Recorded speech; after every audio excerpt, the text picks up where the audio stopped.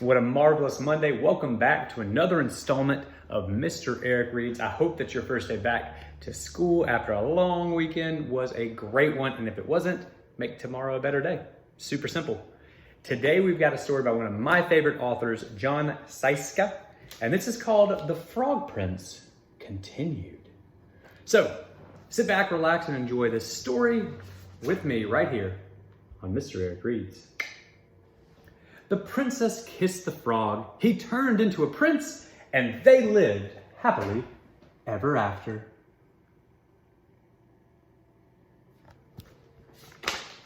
Well, okay, let's just say that they lived sort of happily for a long time. Okay, so they weren't so happy. In fact, they were miserable. "Stop sticking your tongue out like that," nagged the princess. "How come you never want to go down to the pond anymore?" whined the prince. So the prince and the princess were so unhappy that they didn't know what to do.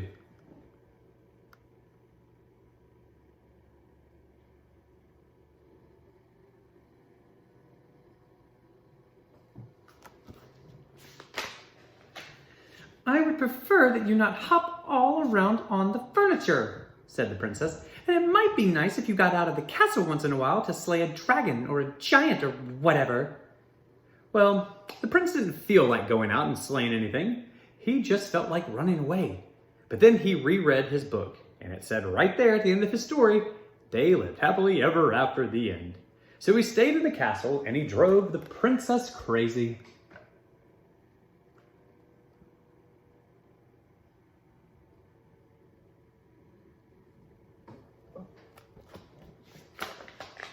Then one day, the princess threw a perfectly awful fit. "First, you keep me up, awake, all night with your horrible croaking snore. Now I find a lily pad in your pocket. I can't believe I actually kissed your slimy, froggy lips. Sometimes I think we would both be better off if you were still a frog." And that's when the idea hit him. The prince thought, still a frog? Yes, that's it. And he ran off into the forest looking for a witch who could turn him back into a frog.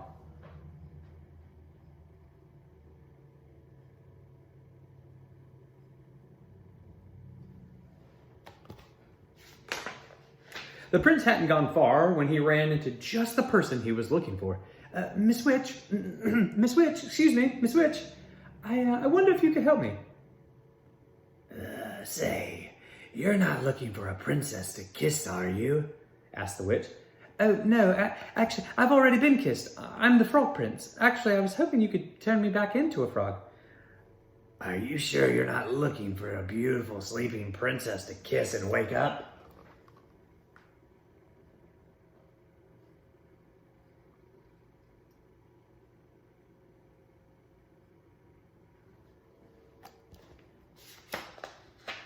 No, I'm the frog prince."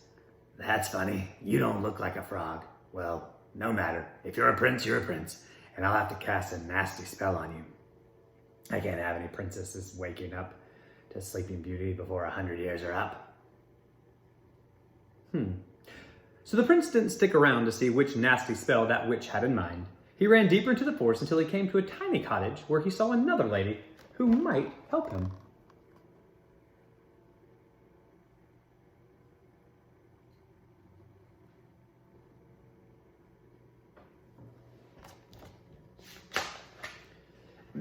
"Miss Witch, yeah, hello, Miss Witch, excuse me. I wonder if you could help me. I'm a prince." What did you say? A prince? Croaked the witch. "No, I mean, yes. I mean, no, I'm not the prince looking for Sleeping Beauty, but yes, I'm the frog prince. And I'm looking for a member of your profession who can turn me back into a frog so that I can live happily ever after."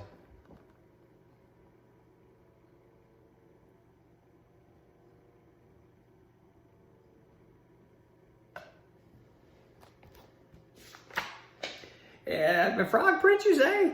That's funny. I thought frogs were little green guys with webbed feet. Well, no matter. If you're a prince, you're a prince, and I can't have any princess rescuing Snow White, so here, eat the rest of this here apple. Well, the prince, who knew his fairy tales and knew a poisoned apple when he saw one, didn't even stay to say, "No, thank you." He turned and ran deeper into the forest. Soon he came to a strange-looking house with a witch outside.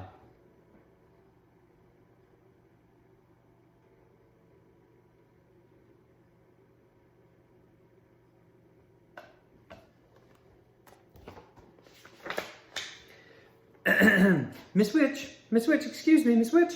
I was wondering if you could help me. I'm the frog. If you're a frog, then I'm the king of France, said the witch. No. I'm not a frog. I'm the frog prince. But I need a witch to turn me back into a frog so that I can live happily ever after. So can you do it? The prince said in one long breath. The witch eyed the prince and licked her rather plump lips. Why, of course, dearie. Come right in. Maybe I can fit you in for lunch.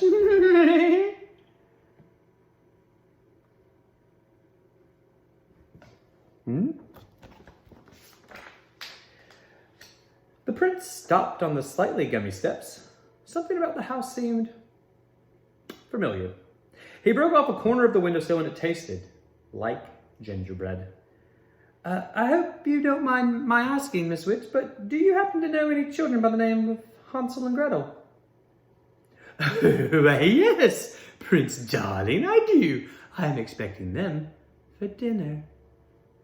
The prince, who, as we've said before, knew his fairy tales, ran as fast as he could deeper into the forest, and soon he was completely lost.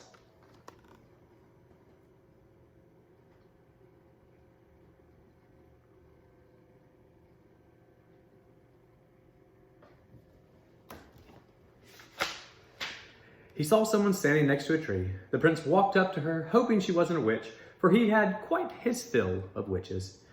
Madam, I am the frog prince. Could you please help me? Oh, gosh, do you need it, said the fairy godmother. You're the worst looking frog I've ever seen.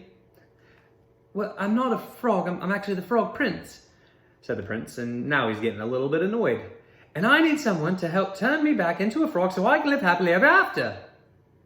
Well, I'm on my way to see a girl in the village about going to a ball, but I suppose I could give it a try. I've never done frogs before, you know. And with that, the fairy godmother waved her magic wand and turned the prince into a beautiful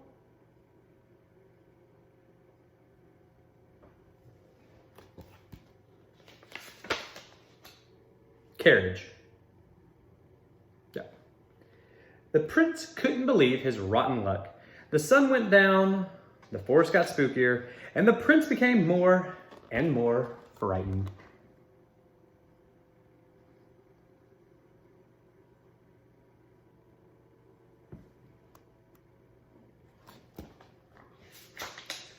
Oh, what an idiot I've been. I could be sitting at home with the princess living happily ever after, but instead, I'm stuck here in the middle of this stupid forest turned into a stupid carriage. Now I'll probably just rot and fall apart and live unhappily ever after. The prince thought these terrible, frightening kind of thoughts, and a few worse, too awful to tell, until far away in a village, the clock struck midnight.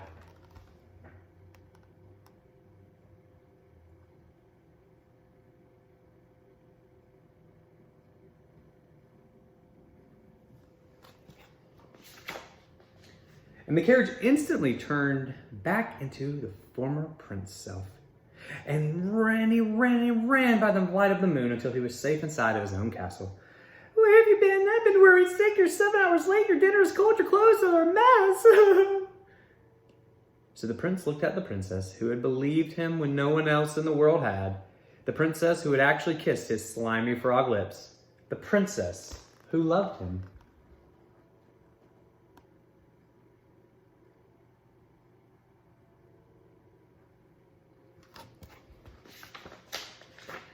And the prince kissed the princess. They both turned into frogs and they hopped off happily ever after. The end. That's right. That is the end of The Frog Prince Continued by Jon Scieszka, right here on Mr. Eric Reads. As you guys know, big fan of his writings because I think they are hilarious. So, without further ado, guys, go out and enjoy the rest of your Monday. Please stay safe and healthy. Wash your hands. Practice kindness in everything that you do. And read every single day. Until next time, Mr. Eric, signing off.